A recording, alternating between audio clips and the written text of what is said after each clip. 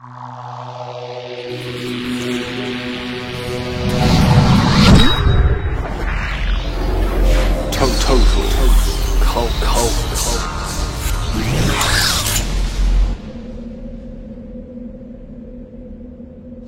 dusk, sodomites, and welcome to the touchy-feely delights of TotalCults.com. I'm James Trick. I'm Dr. Gogol. And today we're talking about... Let's take a typical... Well, let's take the anti-hero. Let's start with anti-heroes. Right. Okay, because they're normally the most interesting. Okay.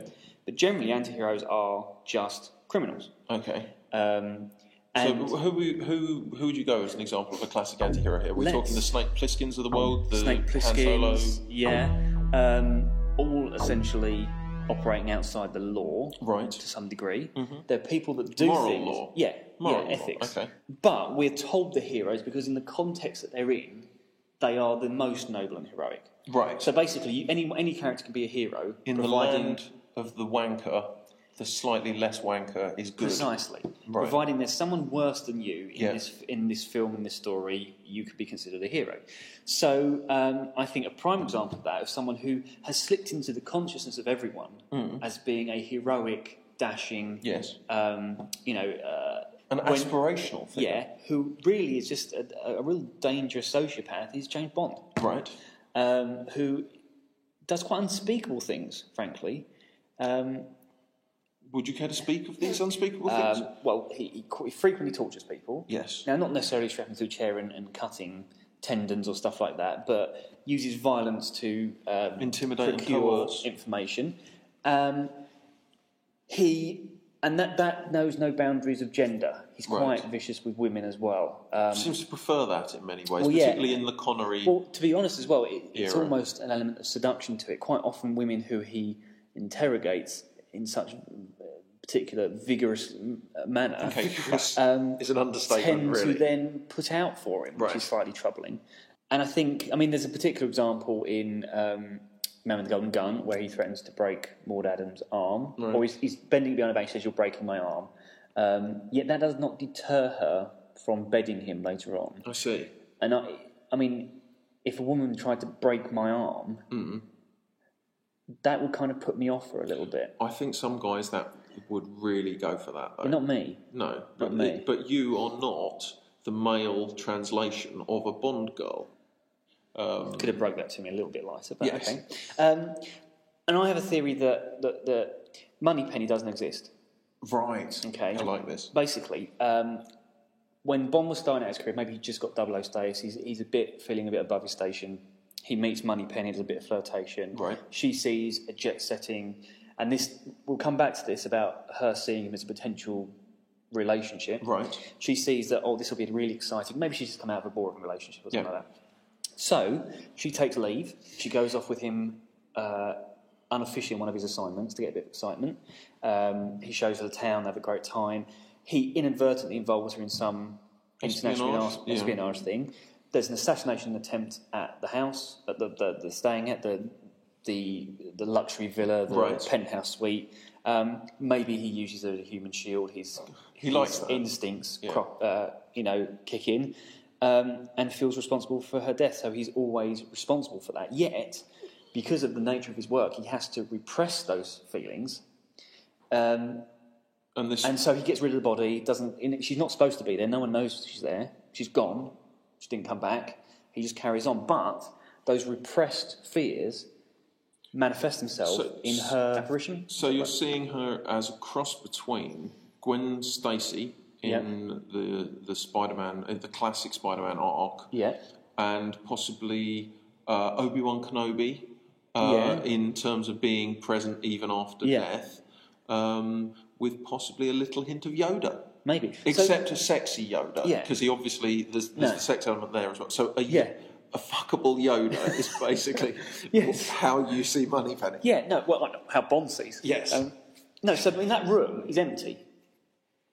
That's really cool. That's just a cloakroom. Yeah. So he goes in, he sees the secretary outside, he goes into this empty room, he fantasises of this innocent time when it was just flirtation. When it was just, she's it was there, all just everything's doing normal. And I also think maybe the night that this happened, she asked You for... really thought this She through, asked haven't for you? a stirred martini. So Right. Shaken, not stirred. And it's set up a sort of pathology with him. No, can't be. It's got to be shaken. Right. But I'm quite free when there'll be times when he's in a hotel somewhere in Budapest or whatever on a mission where he just suddenly realises who he is. Right. And just breaks down crying, basically.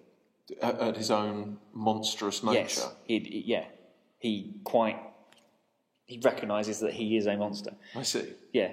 Wails it. He wails it? Yeah. How would that sound? I am a monster. I see. Yeah.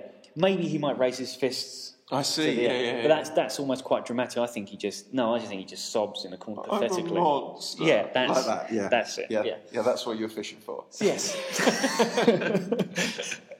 I don't know. We can move on. Excellent. Yeah. So that's the anti-hero. They're all fuck ups basically.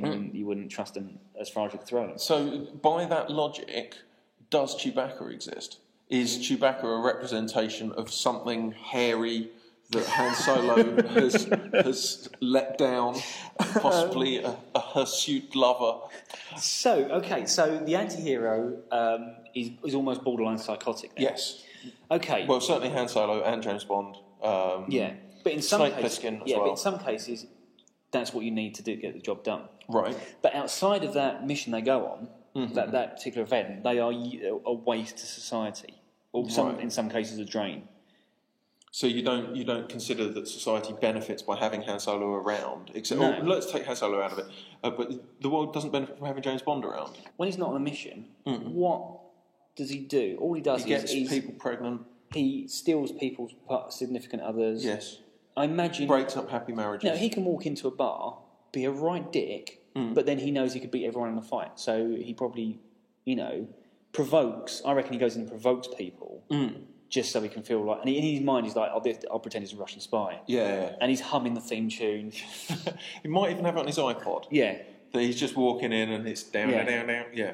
Although we probably can't sing that. But then we have kind of moving away along the scale. We have people like Indiana Jones, John McClane, who are... John McClane's not really an anti-hero. No. Well, I wouldn't say Indiana Jones is an anti-hero necessarily, no. but I'm talking about the everyman hero. Right. So the people that are flawed... not psychologically, but in that they are supposed to represent how a relatively normal person would tackle something. Right. Now, bearing in mind that most people aren't investigative archaeologists. Or New York cops. Exactly. Yet, when compared to super spies or what have you, these are more like everymen than those. But you're still suggesting that they wouldn't be worth a punt as a potential partner in life? Not at all. And we're talking about film versions. We're not talking about real life. So, for example, we'll look at the McClane marriage. Right. I mean, can you imagine the McClane family Christmas? I mean, every Christmas seems to be, or every major holiday seems to be, because it's 2 Christmases, a summer vacation, and 4th of July now. There's potential for a crossover between the Die Hard series and the Chevy Chase National Lampoon's movies, where it's National Lampoon's Die Hard Vacation. Yeah. I think that would slot quite nicely. His ones go by comparison relatively well. Yes. The Griswold families. I mean, there's a bit of tomfoolery, some arguments, some nudity. A cat got killed. Yeah. A dog got killed. Eric Idle fell off a bike. It's the Griswolds are strewn by humorous deaths of beloved pets. No one got stabbed in the eye with an icicle. Wasn't that in one of the deleted scenes from Vegas Vacation? No, I'm pretty sure it never happened. Clark Griswold never has to walk across broken glass. Though some would argue he should be made to. Yes. Particularly for Vegas Vacation. Yeah. So, I mean, married to a New York cop with a tendency to be hijacked by terrorists. I presume that's what happens every Christmas. I suspect he orchestrates it in order to possibly expunge some kind of childhood trauma from So there is some psychosis here as well. Possibly. Yeah.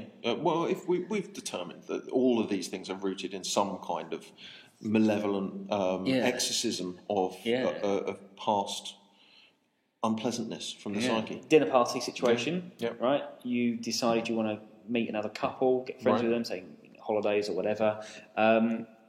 You plan a meal. It's 5 o'clock. Indy's back, due back. Give him a ring. Where are you?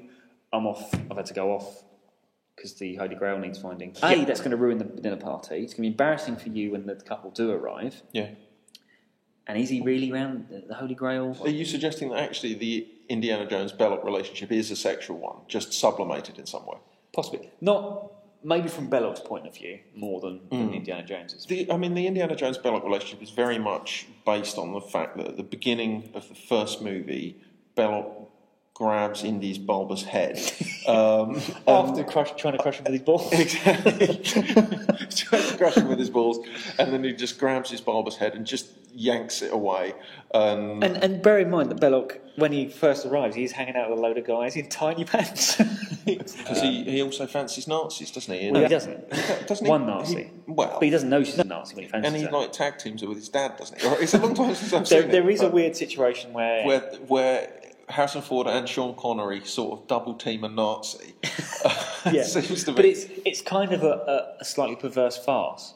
Yes. Because he doesn't know she's Nazi, nor does he know that his dad's been there, and his dad doesn't know that Indy's been there. She's sick. She's really, really sick in the fucking head. And a Nazi. Yes. It's not good. No. Stay away from her. What's her name again? I don't know. I know the actress name is Alison Doody. Doody, because I used to chuckle at that. I used to like that. That's my favourite thing about Last Crusade, actually. Is the credits. Yeah, that and the deleted scene where she's sort of downhill skiing with one of them either side. You've got Sean Connery on the left, Harrison on the right, and she's like racing the Jones boys. Oh my god, that's horrifying.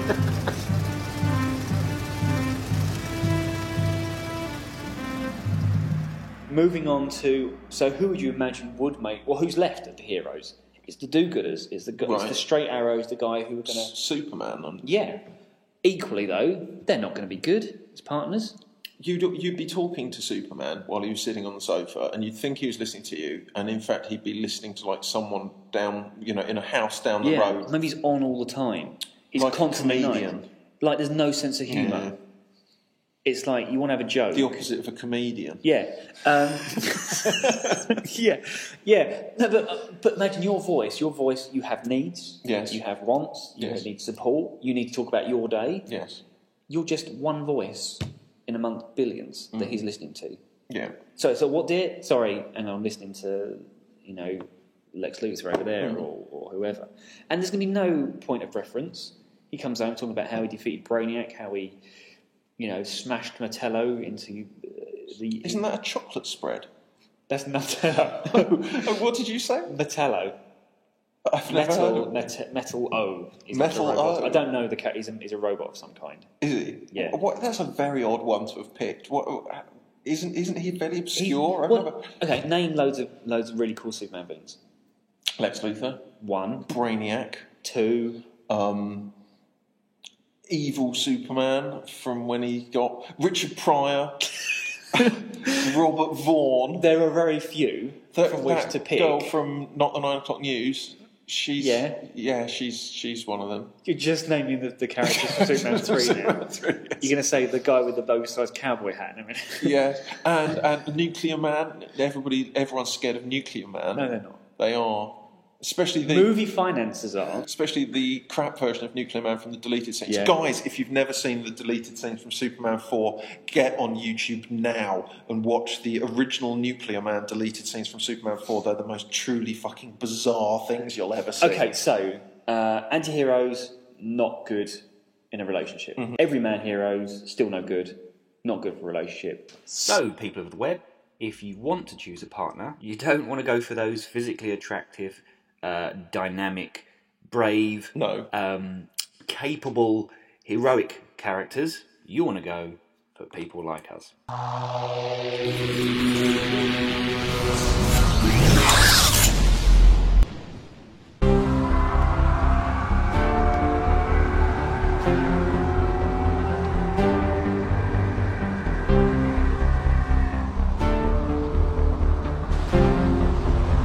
In today's episode, Dr. Gogol learnt what can happen when a friend asks for a favour that you're not willing to return. When he was faced with this decision, did he go along with what he was being pressured into doing, or did he kneel naked before a toilet and bring the seat down again and again and again upon his angry and torn member? That decision was his to make, but what decision will you choose? Until next time, this has been Total Cults, and please don't forget to follow us at Total Cults on Twitter and on our Facebook page, and go and buy our book. Please go and buy our book. We really need the money.